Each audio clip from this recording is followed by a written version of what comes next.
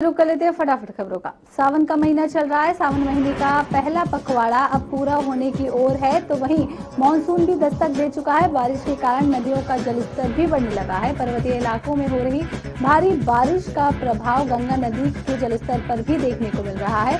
गंगा नदी का जलस्तर भी लगातार बढ़ रहा है। गंगा नदी का जलस्तर बढ़ता हुआ नजर आ रहा है। गंगा नदी के बढ़ते पानी के कारण बाबा विश्वनाथ की नगरी वाराणसी के घाट सिस्टम में भी बदलाव किए जा रहे हैं।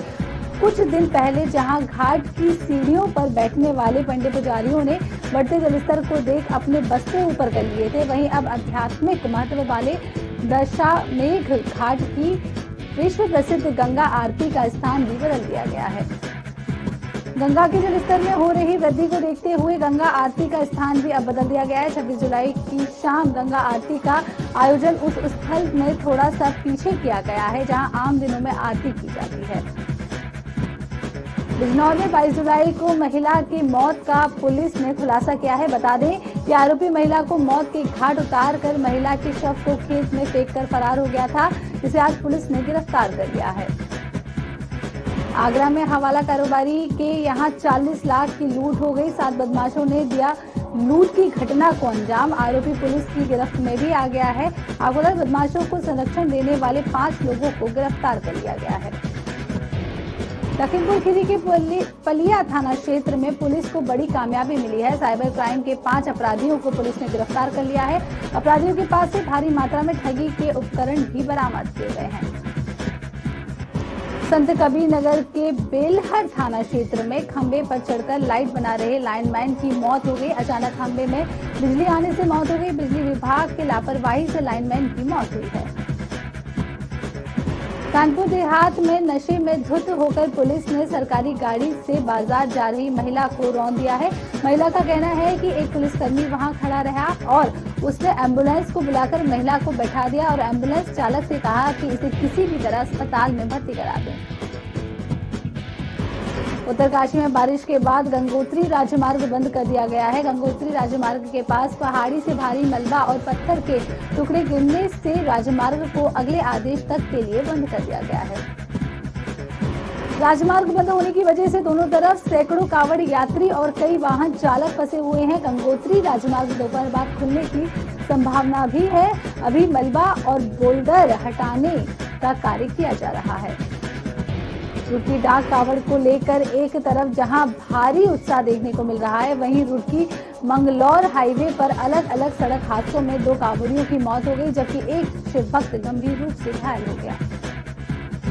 घायल शिव भक्त की हालत को नाजुक देखते हुए उसे सिविल अस्पताल में डॉक्टरों ने हायर सेंटर ऋषिकेश रेफर कर दिया गया है। मृतक शिव भक्त की पहचान संबल मुरादाबाद निवासी आर्यन गर्ग के रूप में हुई है, जो नोएडा की एक कंपनी महिंद्रा ट्रैक का कर्मचारी बताया जा रहा है।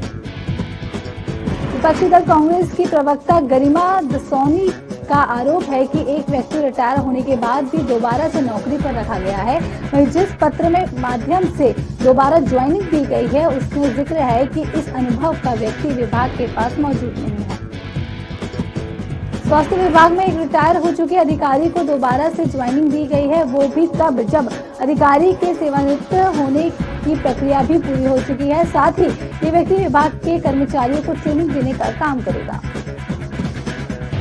प्रदेश में भारी बारिश को लेकर अलर्ट भी जारी कर दिया गया। मौसम विभाग ने अगले 24 घंटे के लिए 4 जनपदों में भारी बारिश का येलो अलर्ट जारी किया है। वहीं भूस्खलन संभावित इलाकों में नदी नालों के किनारे बसे लोगों को सावधान करने की जरूरत है। अलीगढ़ के खैर कोतवाली क्षेत्र में जंगल में गई महिला के साथ दुष्कर्म करने का प्रयास किया गया। पीड़ित महिला ने पूरे मामले की जानकारी पुलिस को दी है। पुलिस आरोपी की जांच में जुट गई है। अलीगढ़ में लड़कियों की तस्करी करने वाले गिरोह के 7 लोगों को पुलिस ने गिरफ्तार कर लिया है। आरोपी शादी के नाम पर झारखंड से लड़कियों की तस्करी करते थे। गोरखपुर में आजादी की 75वीं वर्षगांठ पर रेलवे देश भर में आजादी का अमृत महोत्सव मना रहा है। ट्रेन के बोगियों की खिड़कियों पर महापुरुषों के चित्र लगाने की योजना भी तैयार की जा रही है, ताकि युवा पीढ़ी शहीदों और महापुरुषों के बारे में जान सके। फतेहपुर के सदर कोतवाली में ई रिक्शा पलटने से 4 लोग घायल हो गए। सड़कों के अधूरे निर्माण कार्य की वजह से यह हादसा हुआ है। वहीं घायलों को इलाज के लिए अस्पताल में भर्ती कराया। आगरा के ताजमहल में बारिश के दौरान पर्यटक काफी आनंद उठा रहे हैं। प्रतिदिन लगभग 15,000 पर्यटक ताजमहल घूमने आ रहे हैं। वीकेंड पर यह संख्या और भी ज्यादा बढ़ जाती है।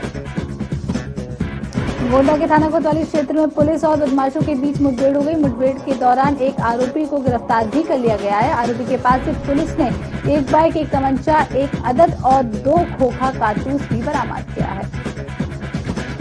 फर्रुखाबाद के मोहम्मदाबाद कोतवाली क्षेत्र में ट्रक की टक्कर से रोडवेज बस के ड्राइवर समेत लगभग आधा दर्जन सवारी घायल हो गए हैं, जिसके बाद सूचना पर पहुंची पुलिस ने सभी घायलों को आनंद फानन में अस्पताल में भर्ती कराया। वहीं ट्रक चालक घटनास्थल से फरार है।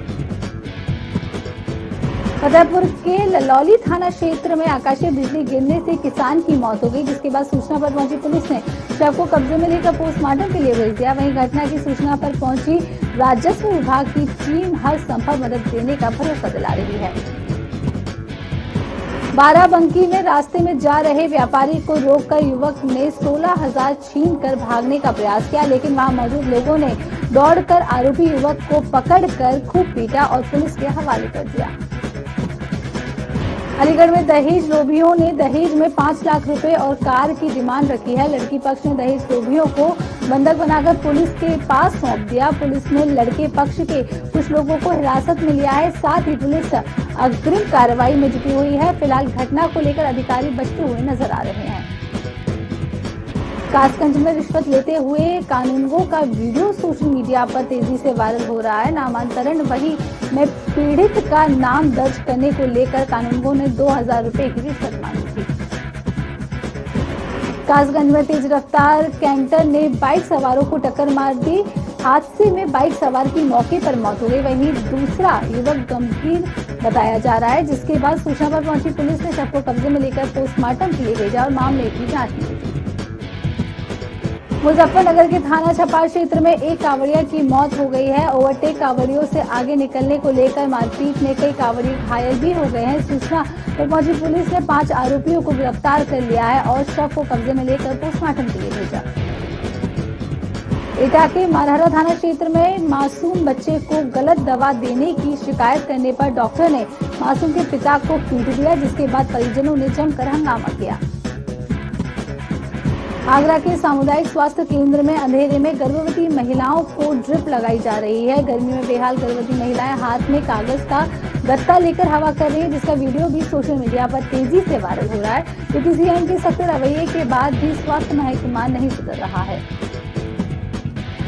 आजमगढ़ में खाद्य सुरक्षा के लिए लोगों को जागरूक करने के लिए औषधि प्रशासन विभाग के सचल मोबाइल प्रयोगशाला को डीएम ने हरी झंडी दिखाकर रवाना किया है, जिसमें तेल, सरसों के तेल, हल्दी, नमक, चाय पत्ती, जलेबी की कुल 137 नमूनों की जांच की गई है।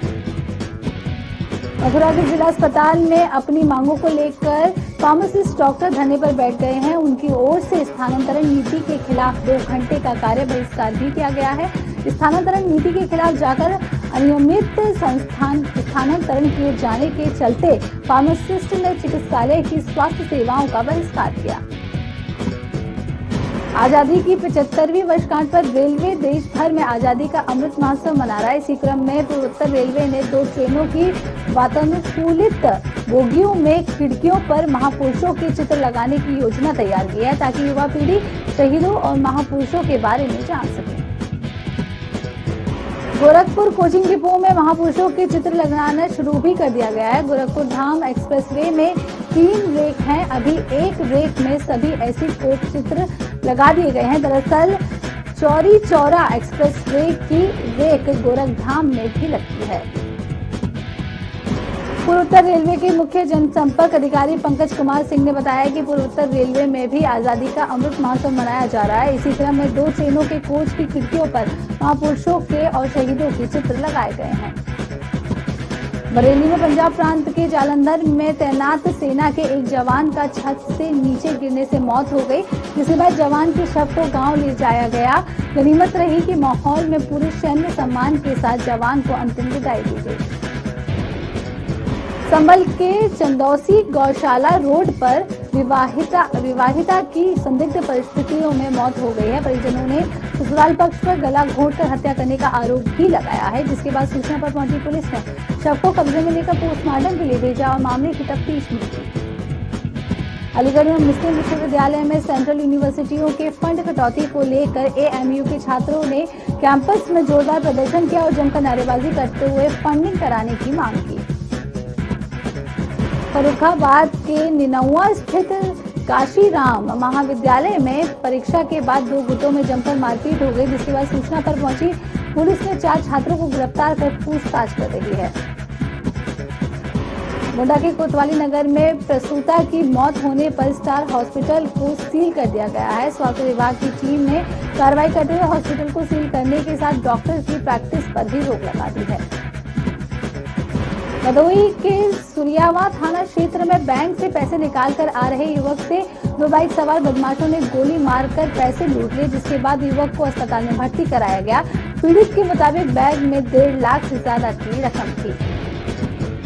फर्रुखाबाद में पीडब्ल्यूडी में बाल श्रमिकों से सड़क निर्माण का काम कराया जा रहा है। वीडियो सोशल मीडिया पर भी वायरल हो रहा है। मामले पर श्रम आयुक्त ने बाल श्रमिकों से काम कराने वालों के खिलाफ सख्त कार्रवाई करने के निर्देश दिए हैं।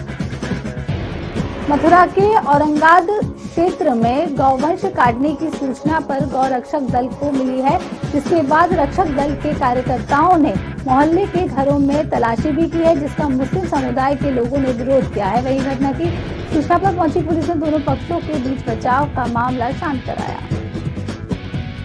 देहरादून की डीएम सोनिका ने तहसील में छापा मारकर व्यवस्थाओं को जांच की। तहसील में मिल रही अव्यवस्थाओं की शिकायतों के बाद डीएम ने अधिकारियों को व्यवस्था में सुधार करने के निर्देश भी दिए हैं।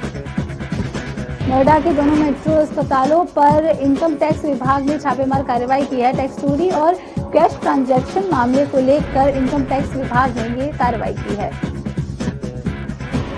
देवरिया के कलेक्ट्रेट कचहरी में मासूम पढ़ाई करने के समय ठेला से कूड़ा फेंका जा रहा है, वो भी जिला अधिकारी और एसडीएम प्रशासन, एसडीएम वित्त और अन्य अधिकारियों के ऑफिस के सामने से ये मासूम कूड़ा का ठेला लेकर जा रहा है, पर अधिकारियों की नजर इन पर नहीं पड़ती है। ये बच्चे 2 से 3 दिनों से लगातार कूड़ा फेंकते हुए नजर आ रहे हैं।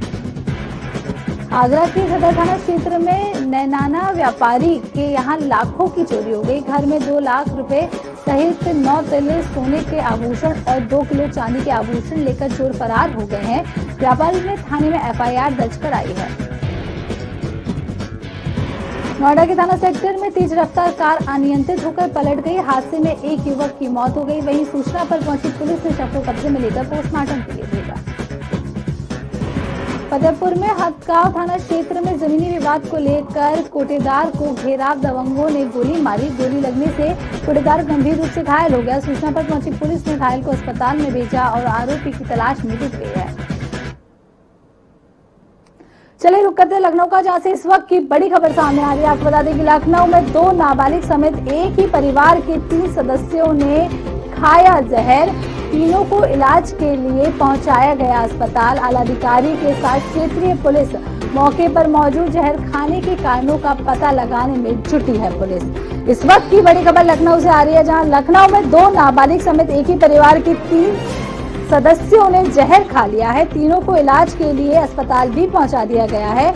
आला अधिकारी के साथ क्षेत्रीय पुलिस भी मौके पर मौजूद है। इसके अलावा जहर खाने के कारणों का अभी तक पता नहीं चल पाया है। इस वक्त की बड़ी खबर लखनऊ से आ रही है, जहां लखनऊ में 2 नाबालिग समेत एक ही परिवार के 3 सदस्यों ने जहर खा लिया है। फिलहाल जहर खाने का कारण सामने नहीं आ पाया है। इस वक्त की बड़ी खबर लखनऊ से आ रही है, जहां लखनऊ में 2 नाबालिग समेत एक ही परिवार के 3 सदस्यों ने जहर खा लिया है। तीनों को इलाज के लिए अस्पताल भी पहुंचा दिया गया है। आपको बता दें कि आला अधिकारी के साथ क्षेत्रीय पुलिस भी वहां पर मौजूद है। फिलहाल जहर खाने का कारण नहीं पता चल पाया है। पुलिस कारणों का पता लगाने में जुटी हुई है।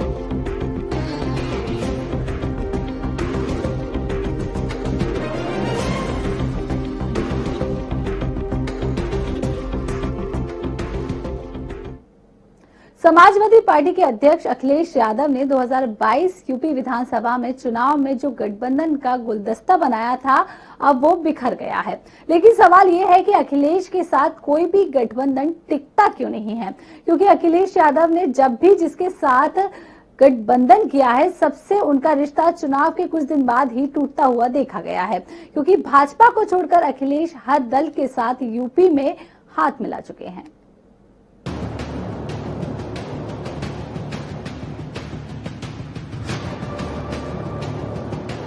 अखिलेश यादव ने बैक टू बैक 2 चिट्ठी जारी कर यूपी की सियासत में भूचाल ला दिया है।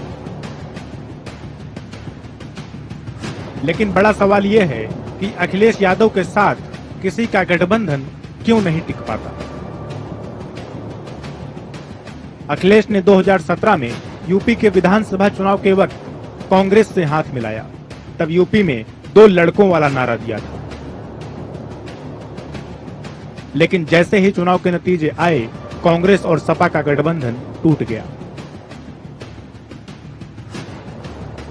उसके बाद अखिलेश यादव ने एक गठबंधन 2019 के लोकसभा चुनाव में किया था, जिसका ऐलान 15 जनवरी को मायावती के जन्मदिन पर हुआ था।